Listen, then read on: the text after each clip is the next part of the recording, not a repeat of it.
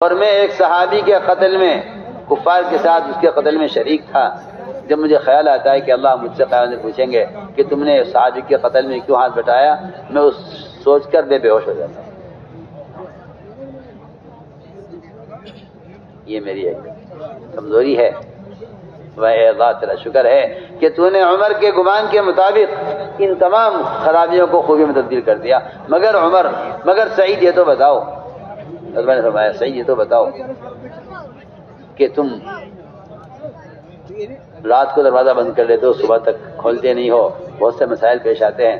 میں نے ان سے کہا ہوا ہے کہ دن میرا مخلوق کے لیے، رات میری خالق کے لیے ہے۔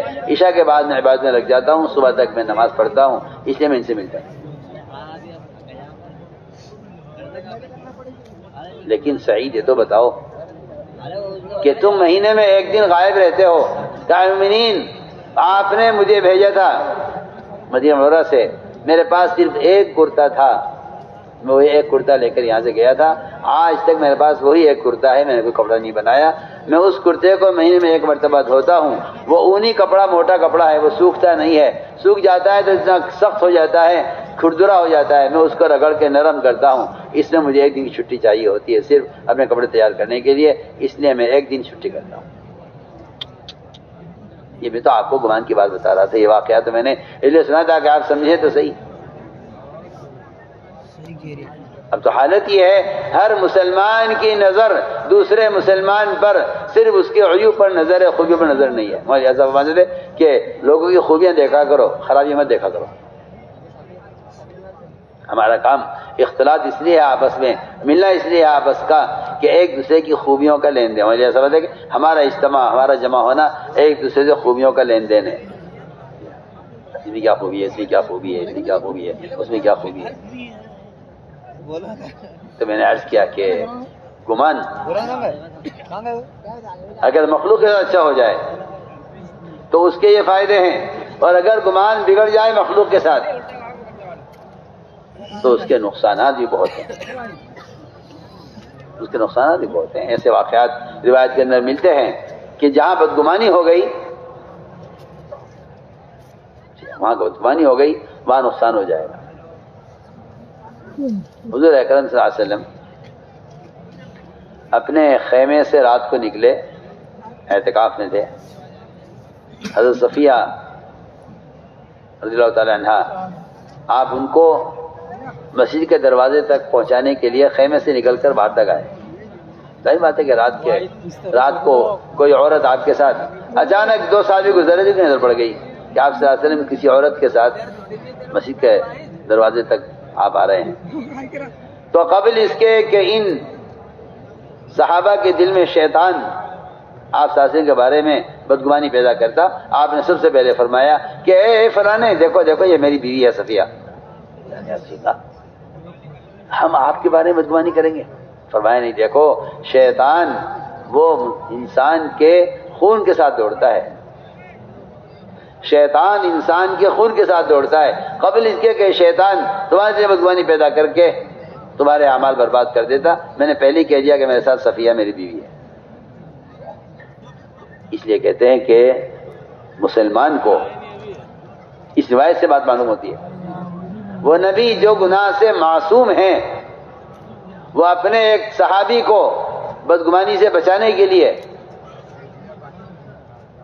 آپ پہلی فرما رہے ہیں، جو نبی معصوم ہیں۔ سوچیے آپ کہ مسلمان تو عیوب سے معصوم نہیں ہے، جو نبی معصوم ہیں عیوب سے اور گناہوں سے، وہ جب اس کا اہتمام کر رہے ہیں تو مسلمان کو چاہیے کہ وہ اپنے آپ کو تہمت کی جگہوں سے بچائے۔ جی ہاں، تاکہ کسی کو بدگمانی کا موقع نہ ملے، کہ اپنے آپ کو تہمت کی جگہ سے بچاؤ تاکہ کسی کو بدگمانی کا موقع نہ ملے۔ تو میرے دوستو عزیزو، یہ ہے کہ اگر واقعی ایمان ایسا ہو جائے کہ اس ایمان کے ذریعے اللہ کے ساتھ ہمارا گمان ٹھیک ہو جائے، گمان ٹھیک ہو جائے گا، تو میں سمجھتا ہوں کہ اس مومن کے ساتھ اچھی گمان کی وجہ سے پوری دنیا کے اندر امن، سلامتی، خیر، خوشیاں، آپس کا بھائی چارہ، آپس میں ایثار اور محبتیں، یہ پیدا ہو جائیں گے. کیونکہ بدگمانی کرو گے اس مومن سے تو بدگمانی پر آدمی بڑے بڑے قلعے تعمیر کر لیتا ہے. اس لیے قرآن نے کیا کہا؟ اے ایمان والو بدگمانی سے بچو. اور آگے فرمایا کہ پہلے بدگمانی ہوگی، اس بدگمانی کے نتیجے میں تجسس ہوگا، تجسس ہوگا تو پھر عیب نظر آئے گا، اور جب عیب نظر آئے گا تو غیبتیں ہوں گی. قرآن نے یہ ترتیب بنائی ہے. ان بعض الذین اسم ولا تجسسوا ولا یغتب بعضکم بعضا. پہلے تجسس، پھر تحقیق، پھر غیبت. پہلے بدگمانی، پھر تجسس، پھر غیبت. اس لیے فرمایا کہ تجسس مت کرو. قرآن اس کا انکار کر رہا ہے بہت سختی سے کہ مومن کو چاہیے کہ مومن کا عیب تلاش نہ کرے، اور اگر عیب نظر آ جائے مسلمان کا تو اس کے عیب کو خوبی بنانے کی تعویل کرے کہ نہیں وہ ایسا نہیں کر رہے ہوں گے، وہ تو ایسا کر رہے ہوں گے. ہاں وہ ایسا نہیں کر سکتے، مومن ایسا نہیں کر سکتا. فرمایا کہ مومن کی غلطی کی اچھی تعویل کرو اور مومن کے ساتھ اچھا گمان رکھو کہ مومن ایسا نہیں کر سکتا. تو آپ کا اچھا گمان وہ مومن کی اصلاح کر دے گا، اور آپ کی بدگمانی یہ دنیا میں فساد پیدا کرے گی. حدیث میں آتا ہے، کہ ایک شخص آئے گا اور آ کر کہے گا کہ بھائی وہ فلاں صاحب نے یہ کیا ہے، فلاں بات اس طرح ہے. یہ کیسے چلا جائے گا؟ آپ اس بات کو نقل کریں گے لوگوں میں، لوگ پوچھیں گے یہ بات کس نے کہی ہے؟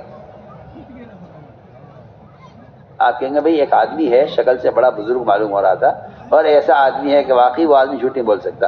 آج کل لوگ صاف کہتے ہیں کہ مجھے یہ بات ایسے آدمی نے کہی ہے، میں اس کو جانتا تو نہیں ہوں، نام سے شکل سے پہچانتا ہوں، بہت ہمارے درگاہ میں رہتا ہے، وہ نام سے نہیں جانتا، بس میں اس کو اچھی طرح شکل سے پہچانتا ہوں، اور اس کا ماشاءاللہ چہرہ ایسا نورانی، اور اس کی بات ایسی تھی کہ اس کی بات کا انکار نہیں کیا جاتا، اس کی بات کا یقینی کرنا چاہیے، اس نے یہ بات کہی ہے. حدیث میں صاف فرمایا آپ صلی اللہ علیہ وسلم نے کہ وہ شیطان ہی تھا جو تمہارے پاس اچھی شکل میں آیا ہے اور تمہارے ساتھی کے بارے میں ایک بات چھوڑ کر چلا گیا ہے، اور تم کہہ رہے ہو، آپس میں بات کو دہرا رہے ہو، اور کوئی پوچھتا ہے کسی نے کہی، تم کہتے ہو فلاں نے کہی ہے، وہ فلاں شیطان ہی تھا. حدیث ہے.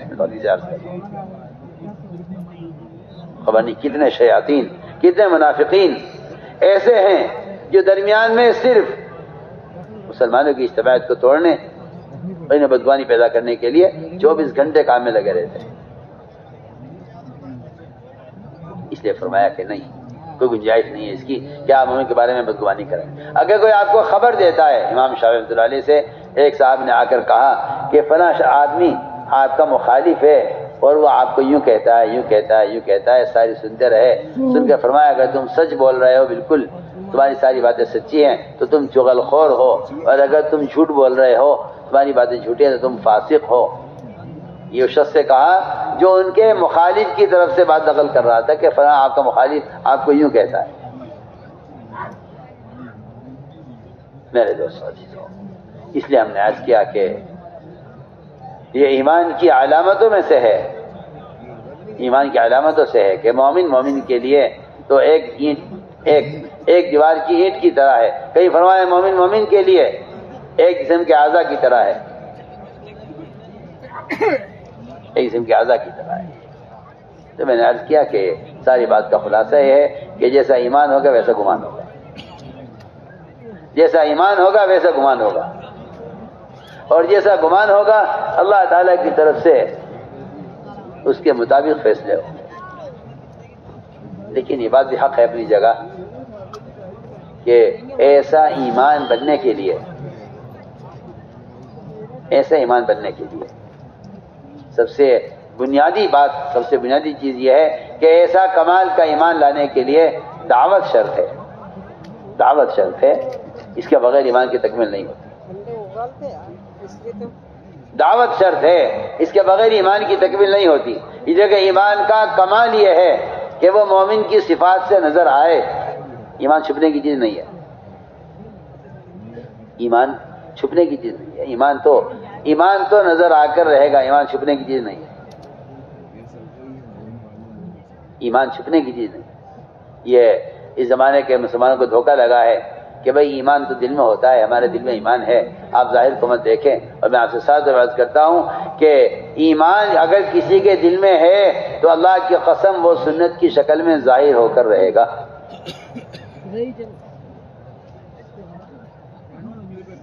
اگر ایمان کسی کے دل میں ہے تو وہ ایمان سنت کی شکل میں ظاہر ہو کر رہے گا. یہ یقینی بات ہے. یہ آپ کا یہ جہالت ہے، اور یہ میں کہتا ہوں یہ سب سے بڑا جھوٹ ہے کہ اگر آپ میرے ظاہر کو مت دیکھیے ایمان میرے دل میں ہے، جھوٹ بول رہا ہے. لیکن جس آدمی کا حلیہ یہود و نصارہ کے حلیے کے مطابق ہوتا ہے، جن کا ظاہری حلیہ سنت کے مطابق نہیں ہوتا، ان کے دلوں میں کفر نے جڑیں بنائی ہوئی ہیں. اس کا احساس نہیں ہے، کیونکہ یہ ایمان کو فرائض کی ادا کرنے تک سمجھتا ہے، جبکہ ایمان کا بڑا حصہ وہ معاشرے کا ہے، اور ایمان کا بڑا حصہ کا تعلق مسلمان کے ظاہری حلیے سے.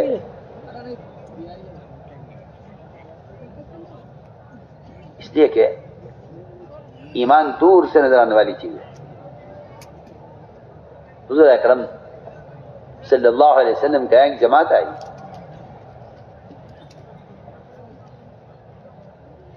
آپ صحابہ میں ایمان کی حقیقت کو جہاں بیان کیا ہے وہاں یہ واقعہ بیان کیا ہے. ایک جماعت آپ کی خدمت میں آئی، اور آئی نہیں بلکہ لائی گئی، کیونکہ جو جماعتیں نکلا کرتی تھی اللہ کے راستے میں مدینہ منورہ سے، وہ ہر جگہ سے لوگوں کو وصول کر کے مدینے میں لاتی تھی. مرکزی مقام پر لانا ایک لازمی چیز تھی. یہ نہیں کہ دین بتا کے آ جاؤ، نہیں، ان کو ان کے ماحول سے نکالنا ضروری ہے. تبلیغ میں گشت کا موضوع مسلمان کو اس کے ماحول سے نکالنا ہے، بات کا پہنچانا موضوع نہیں ہے. یہ تو بیچارے آج کل کے احمق اور بیوقوف قسم کے لوگ ہیں جو ان موبائلوں سے دین کی باتیں پھیلانے کو تبلیغ سمجھتے ہیں. یہ تو بیچارے ان کی بیوقوفی ہے، کیونکہ جب آدمی کی عقل ماری جاتی ہے تو پھر وہ سنت کا بدل تلاش کرتا ہے کہ اس سنت کا بدل کیا ہو سکتا ہے اس زمانے میں. میں آپ سے بہت کام کی بات کہہ رہا ہوں. جن کی عقل خفت ہو جاتی ہے اور جن کی عقل مردہ ہو جاتی ہے، جو اندھے ہو جاتے ہیں، وہ محمد صلی اللہ علیہ وسلم کی سنتوں کا متبادل رواج میں تلاش کرتے ہیں کہ اس سنت کا کیا بدل ہو سکتا ہے. میں آپ سے کیا کہوں، جب نبی کا بدل کوئی نہیں ہو سکتا تو سنت کا بدل کیسے ہو سکتا ہے؟ میری بات کا جواب دیجیے، میں کیا کہہ رہا ہوں، میری بات پر توجہ دیجیے. اگر آپ کے لیے نبی کا بدل نہیں ہے تو آپ کے نبی کی سنت کا بھی کوئی بدل نہیں ہے. یہ تو آپ کی بیوقوفی ہے کہ آپ ہر سنت کے مقابلے میں ایک رواجی چیز پیش کر کے کہتے ہیں کہ یہ کام اس سے بھی ہو سکتا ہے، یہ کام اس سے بھی ہو سکتا ہے. میں کہتا ہوں بیوقوفی کی سوچ ہے آپ. تو جو جماعتیں نکلتی تھیں وہ جماعتوں کو وصول کر کے لاتی تھی. ابو ہریرہ فرماتے رضی اللہ تعالیٰ عنہ کہ تم اس وقت تک خیر امت میں شامل نہیں ہو سکتے جب تک تم جماعت کو نکال کر مرکزی مقام پر اور عمل کے ماحول میں نہ لاؤ. اس لیے ہم صاحب سے بحث کرتے ہیں کہ امت کو مدارس سے، مساجد سے، خانقاہوں سے، اور امت کو دینی تحریکوں سے، اور امت کو قرآنی مکاتب سے جوڑنا اس کے لیے گشت ہے، اور اس لیے نہیں کہ آپ جائیں دین کی بات سمجھا کر آ جائیں. اس سے کچھ نہیں ہوتا، اس سے کچھ نہیں ہوتا. کسی گڑھے میں پڑے ہوئے آدمی کو نکلنے کی ترغیب دے کر آ جائیں، اس کی جان نہیں بچتی. ایسے ہی میں کہتا ہوں ملاقاتیں کر کے آدمی کی بات کان میں ڈال کے آ جائیں، اس سے اس کا مسئلہ حل نہیں ہوتا. یہ بات آپ یاد رکھیے کہ تبلیغ میں صحابہ کرام کا یہ قول ہے. ابو ہریرہ خود فرماتے رضی اللہ تعالیٰ عنہ کہ تمہارے خیر امت ہونے کے لیے ضروری یہ ہے کہ تم اس کو دعوت دو، اس کو نکال کے یہاں لے کے آؤ عمل کے ماحول میں. اس لیے ہمارے یہاں جو گشت ہے وہ اس لیے ہے تاکہ امت مدارس سے جڑے، مکاتب سے جڑے، مساجد سے جڑے، علماء اور مشائخ سے جڑے. تو ان شعبوں کو مسلمان سے بھرنے اور آباد کرنے کے لیے گشت کر رہے ہیں، اور ہمارے گشت کیا مقصد ہے؟ چنانچہ وہ جماعت وصول کر کے لائی گئی. جب سامنے سے آپ نے آتے ہوئے دیکھا ان کو تو کہتے ہیں ہمارا حلیہ، ہماری شکل، ہمارا لباس دیکھ کر آپ نے کہا کہ یہ ایمان والے ہیں. فرمایا تم کیا ہو؟ ہم نے کہا ایمان والے ہیں. آپ نے ہمیں ایمان والا پہچانا ہی ہے ہمارے حلیے سے. نہ آپ نے نماز پڑھتے ہوئے دیکھا، نہ زکوٰۃ دیتے ہوئے دیکھا، نہ روزہ رکھتے دیکھا، نہ حج کرتے دیکھا، نہ تلاوت کرتے دیکھا. آپ نے ہمارا کوئی عمل نہیں دیکھا. ابھی ہماری آپ کی پہلی ملاقات ہو رہی ہے. ہم سامنے سے سفر کر کے چل کے آ رہے تھے، آپ نے دیکھ کے فرمایا کہ یہ ایمان والے ہیں. کہیں سے کیسے پہچانا؟ آج مسلمان کو دھوکہ لگا ہے کہ ایمان دل کی چیز ہے، میرا حلیہ مت دیکھیے. اس کو سلام کرنا مشکل ہے. اس نے اپنا حلیہ ایسا بنا لیا ہے کہ یہ سلام کا مستحق نہیں رہا. میں آپ سے کیا عرض کروں؟ اب اس نے اپنا حلیہ ایسا بنا لیا ہے کہ یہ سلام کا مستحق نہیں رہا. اس نے اپنا حلیہ کافر کا بنایا ہے. کافر کو سلام کرنا جائز نہیں ہے. صاف صاف آپ کا نام پوچھنا پڑتا ہے سلام کرنے کے لیے. یہ اس بات کی علامت ہے کہ آپ نے جتنی مسلمان ہونے کی علامت ان کو ختم کر کے آپ نے اپنا حلیہ ایسا بنا لیا ہے کہ آپ کا نام پوچھ کر معلوم ہوتا ہے کہ آپ مسلمان ہیں. وہ کہتے ہیں کہ ہماری آپ سے ملاقات ہوئی، آپ میں کہ تمہارے ایمان کی کیا حقیقت ہے؟ ہم نے عرض کیا کہ آپ کی جماعت آئی تھی ہمارے پاس، اس نے ہمیں ایمان اس طرح سکھلایا ہے کہ 5 باتوں پر ایمان لاؤ. ہم پر ایمان لائے کہ جی آمنت باللہ، ہم اللہ پر ایمان لائے. میں کل بھی عرض کیا تھا کہ اللہ پر ایمان لانے کا مطلب یہ نہیں ہے کہ آپ نے اللہ کو اللہ تسلیم کر لیا. اللہ پر ایمان لانے کا تقاضا اور مطلب یہ ہے کہ آپ نے اس کے احکام کو قبول کر کے اپنے آپ کو اس کے حوالے کر دیا. جی ہاں، مسلمان کسی قوم کا نام نہیں ہے. مسلمان اپنے آپ کو اللہ کے حوالے کرنے والے کو مسلمان کہتے ہیں. مسلمان کا ترجمہ یہی ہے. مسلمان کا ترجمہ یہی ہے. مسلم کہتے ہی اس کو ہے جو اپنے آپ کو اللہ کے حوالے کر دے کہ یہ ایمان لائے ہیں اللہ پر، اس کے فرشتوں پر، اس کی کتابوں پر. کتاب پر ایمان لانا اس کو نہیں کہا جاتا کہ میں مانتا ہوں کہ اللہ کی کتاب ہے. نہیں، کتاب پر ایمان لانے سے کہتے ہیں کہ میں اس کے احکام کو قبول کرتا ہوں، اس کے حرام سے اپنے آپ کو بچاتا ہوں، اس کے حلال پر میں چلتا ہوں. یہ کتاب پر ایمان لانا ہے. ورنہ آپ صلی اللہ علیہ وسلم نے غیبت کرنے والے کے بارے میں فرما دیا تھا، جس سے غیبت ہو گئی تھی، فرمایا کہ تم قرآن کے ساتھ کھیل رہے ہو، قرآن پر ایمان نہیں لائے. تم قرآن پر وہ آدمی ایمان نہیں لایا جو غیبت کو حلال سمجھ رہا ہے. پڑھیے آپ روایت ما آمن بالقرآن من استحل محارما، یہ آپ نے صاف فرمایا. ان صحابی سے جن سے غیبت ہو گئی تھی آپ کی مجلس میں، فرمایا کہ جو قرآن جو ہے غیبت کر رہا ہے وہ قرآن پر ایمان نہیں لایا. ورنہ قرآن کو اللہ کی کتاب تو کفار مکہ بھی مانتے تھے کہ یہ اللہ کی کتاب ہے. وہ اس کلام سے اپنی شاعری کو فعل سمجھتے تھے اور کہتے تھے کہ ایسا کلام ہے ہماری شاعری کو فعل کر دیا ہے، اس سے عمدہ اور اس سے بلغ کوئی کلام نہیں ہے. وہ تو یہاں تک مانتے تھے اس کو، لیکن قرآن کے احکامات کا انکار کرتے تھے. تو میں نے عرض کیا کہ وہ کہا کہ ایمان لائے اللہ کی کتاب پر، اس کے رسولوں پر، اس کی کتابوں پر، اس کے رسولوں پر، آخر کے دن پر تقریباً ہمارا ایمان ہے. وہ 5 باتیں اور ہیں جو ہمیں آپ کی جماعت نے بتائی ہیں جن پر ہمارا عمل ہے. پہلی بات یہ ہے کہ ہمارا عمل یہ ہے کہ ہم شہادتین کی گواہی دیتے ہیں، جس کو انہوں نے عمل و شمار کیا ہے. میں کہنا چاہتا ہوں کہ مسلمان کو چاہیے کہ وہ روزانہ کچھ وقت فارغ کرے اللہ کے رسول کے تذکروں کے لیے. شہادتین کی گواہی دینا ہی ہے، یہ ہمارا عمل ہے. اور ہم نماز قائم کرتے ہیں. نماز کا قائم کرنا بھی یہ ہے کہ نماز کو ہم رائج بھی کرتے ہیں، درست بھی کرتے ہیں. اس لیے کہ نماز کے قائم کرنے پر پورا دین قائم ہونا موقوف ہے. جس کی نماز قائم نہیں ہے اس کا دین قائم نہیں ہو سکتا. جس کی نماز قائم نہیں ہے اس کا دین ناقص رہے گا. جس کی نماز قائم نہیں ہے اس کا دین ادھورا رہے گا. اس لیے کہ نماز کا قائم ہونے کی علامت یہ ہے کہ اس کا دین کامل ہو. من اقامہ فقط اقامت دین. تاجر نماز قائم کرتے ہیں، رمضان کے روزے رکھتے ہیں، بیت اللہ کا حج کرتے ہیں، اور ہم اپنے مالوں کی زکوٰۃ دیتے ہیں. یہ جماعت حالانکہ ابھی وصول کر کے لائی گئی ہے، یہ زکوٰۃ بھی دیتے ہیں. جنہوں نے جو کچھ سیکھا اس پر عمل شروع کر دیا. پہلی ملاقات آپ سے ہو رہی ہے مگر یہ کہتے ہیں کہ اپنے مال کی زکوٰۃ دیتے ہیں. مسلمان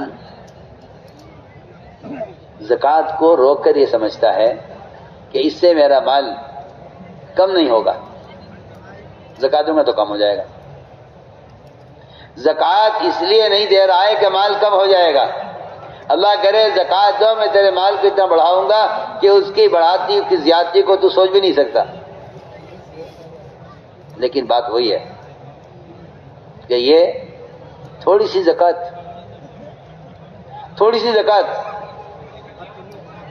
اس نے دبائی. اللہ تعالیٰ نے غیروں کے ذریعے ان پر ٹیکس مسلط کر دیا.